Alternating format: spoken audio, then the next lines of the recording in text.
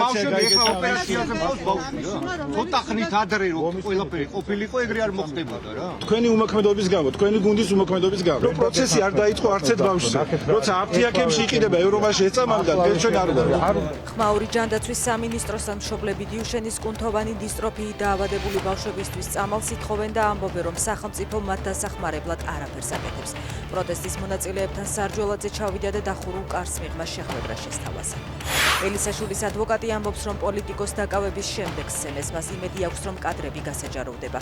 ნახავთ, როგორ უმოწყალოდ სცემდნენ ელისაშვილს მას შემდეგ, რაც ბორკილები დაადეს, ამბობს უფლებადამცველი. ელისაშვილისთვის ბრალი ოფიციალურად ჯერ არ წარუდგენიათ. შენ ახალგაზრდა მებრძოლი კი არა, ქიმიური რეაგენტი ხარ ვიღაცის ლაბორატორიაში. ამ სიტყვებით მიმართავს ქართველ ახალგაზრდებს რუსეთში ქართული დიასპორის ხელმძღვანელი.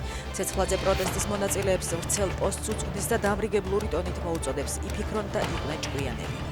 უკრაინამ რუსეთში კრასნოდარის ნავთობგადამამუშავებელი ქარხანა, როსტოვში კი სამრეწველო ობიექტი დაბომბა, რასაც ხანძარი მოყვა. დაიბომბა ნოვოროსიისკის პორტიც, რის გამოც კასპიის მილსადენების კონსორციუმის საზღვაო ტერმინალმა ნავთობის ჩატვირთვა შეაჩერა.